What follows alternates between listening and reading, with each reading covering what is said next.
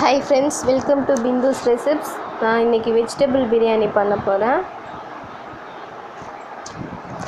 இதுக்கு தேவையான இன்க்ரீடியன்ட்ஸ் என்னென்னு ஃபஸ்ட்டு பார்த்துடலாம். ஊற வச்ச பாஸ்மதி ரைஸ் 3 கப்பு, கேரட்டு உருளைக்கிழங்கு 1 கப்பு, வெங்காயம் 1 கப்பு, பச்சை மிளகாய் 2, மீல் மேக்கர் தேவையான அளவு, பச்சை பட்டாணி 1 கப்பு, பிரிஞ்சி இலை 4 அல்லது 5, சோம்பு, கிராம்பு, ஸ்டார் பட்டை, ஏலக்காய், அப்புறம் பட்டை.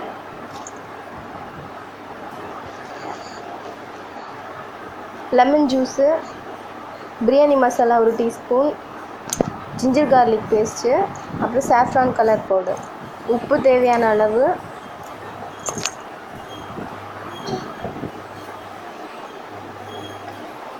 எண்ணெய் தேவையான அளவு.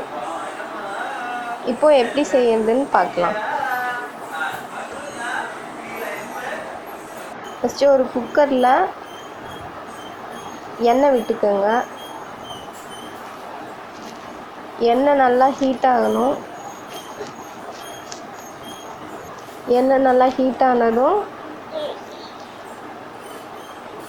அந்த பட்டை இலை, பிரிஞ்சி இலை, கிராம்பு, ஏலக்காய், சோம்பு இது எல்லாத்தையும் போட்டு லைட்டாக ஃப்ரை பண்ணுங்கள்.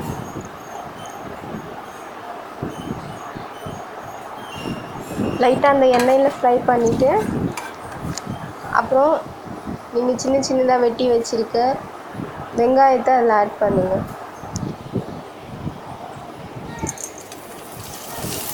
வெங்காயம் வந்து ரொம்ப பொடிசாக வெட்டணுன்ட்டு அவசியம் இல்லை.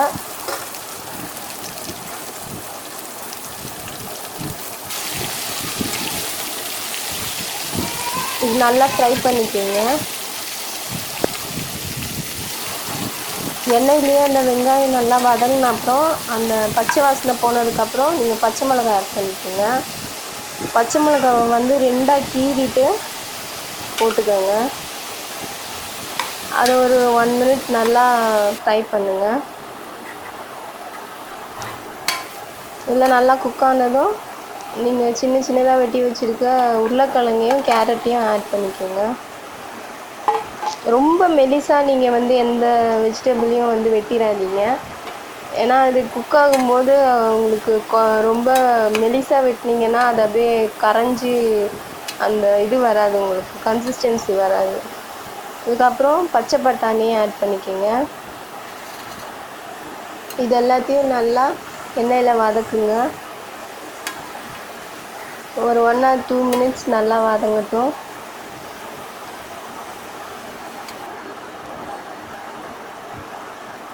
பச்சை பட்டாணியை ஊற வைக்க வேண்டாம்.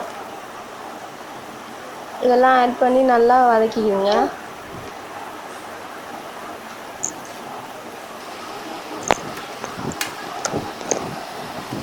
அப்புறம் இதோட 1 spoon ginger garlic paste add பண்ணிக்கோங்க. அந்த பச்சை வாசனை போகிற வரைக்கும் நல்லா வதக்குங்க. நீங்கள் இது வந்து லோ சிம்மில் வச்சுடுங்க. ஏன்னா அந்த ஜிஞ்சர் கார்லிக் பேஸ்ட் ஆட் பண்ணதுமே அடிப்பிடிக்க ஆரம்பிச்சிடும். ஸோ லோ சிம்மில் வச்சுட்டு நல்லா இதை வதக்குங்க.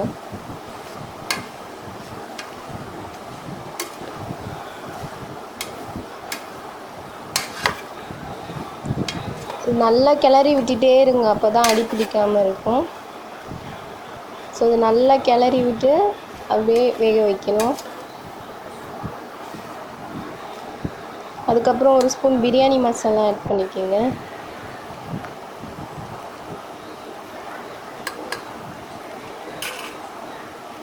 அப்புறம் அந்த சாஃப்ரான் கலர் பவுடர் 1 பிஞ்ச் லைட்டாக அந்த ரெட் கலர் வர்றதுக்காக லைட்டாக ஆட் பண்ணிக்கோங்க. அப்புறம் லெமன் ஜூஸு 2 ஸ்பூன் அளவுக்கு லைட்டாக பிழிஞ்சு விட்டுக்கோங்க.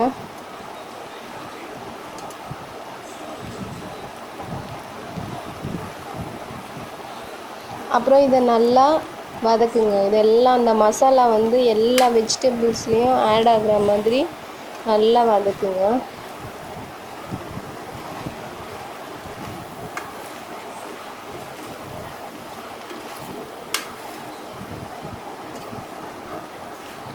நல்லா அந்த மசாலா எல்லா வெஜிடபிள்ஸ்லேயும் படுற மாதிரி நல்லா அதை கிளறி விட்டுருங்க. அப்புறம் மீல் மேக்கர் ஆட் பண்ணிக்கோங்க. இந்த மீல் மேக்கரை வந்து ஃபஸ்ட்டு கொதிக்கிற தண்ணியில் போட்டு ஒரு 10 மினிட்ஸ் அப்படியே விட்டுருங்க. அதுக்கப்புறம் அது நல்லா பெருசானதும் அந்த கொதிக்கிற தண்ணியில் ஊறினதும் அதை எடுத்துட்டு பச்சை தண்ணியில் விட்டு ஒரு தடவை அந்த தண்ணி எல்லாம் பிழிஞ்சு எடுத்துருங்க. அப்புறம் தேவையான அளவு உப்பு ஆட் பண்ணிக்கோங்க.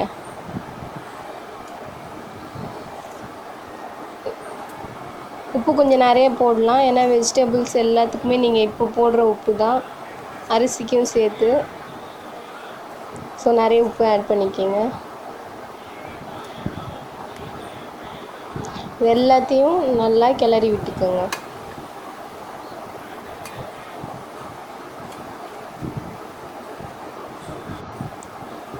எல்லாம் நல்லா கிளறி விட்டதுக்கப்புறம் நீங்கள் தண்ணி ஆட் பண்ணிக்கலாம். நான் வந்து 1 கப் அரிசிக்கு 1.25 கப் தண்ணி ஆட் பண்ணியிருக்கேன். ஸோ 3 கப் அரிசிக்கு 5 கப் தண்ணி விட்டுருக்கேன். தண்ணி நீங்கள் கம்மியாக விட்டால் கூட ப்ராப்ளம் இல்லை, ஏன்னா இந்த வெஜிடபிள்ஸ்லேயே தண்ணி ஊறுறதுனால நம்ம கொஞ்சமாக தண்ணி விட்டுக்கலாம்.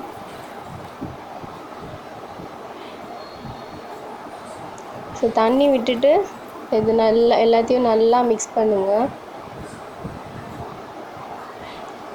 அது வந்து கொதிக்கிற வரைக்கும் நல்லா கிளறி விடுங்க. நல்லா கொதிக்க ஆரம்பித்ததுக்கப்புறமா நம்ம வந்து அரிசி ஆட் பண்ண போகிறோம்.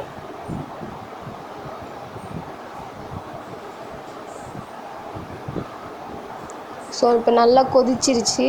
ஸோ நம்ம வந்து அந்த பாஸ்மதி ரைஸை இதில் ஆட் பண்ணிக்கலாம். இந்த ஊற வச்ச பாஸ்மதி ரைஸை அந்த கொதிக்கிற தண்ணியில் போட்டு நம்ம வந்து குக் பண்ண போகிறோம்.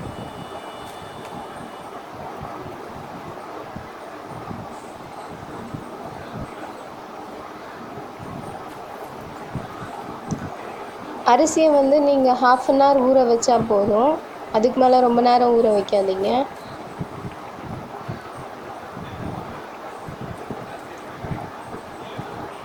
ஸோ எல்லா அரிசியும் அந்த கொதிக்கிற தண்ணியில் போட்டுருங்க.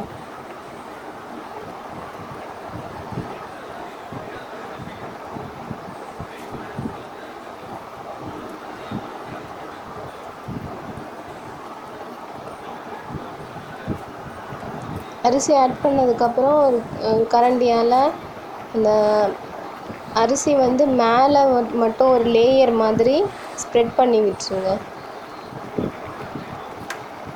ஏன்னா உங்களுக்கு அரிசி வந்து சீக்கிரமாக வெந்துடும், வெஜிடபிள்ஸ் வேகிறதுக்கு தான் கொஞ்சம் டைம் எடுக்கும்.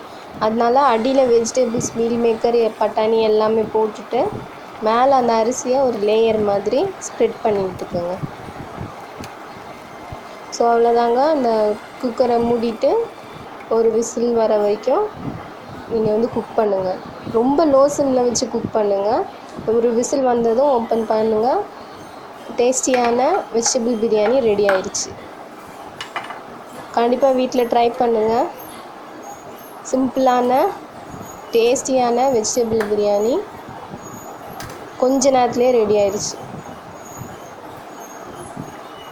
மறக்காமல் என்னோடய வீடியோவை பாருங்கள், லைக் பண்ணுங்கள்,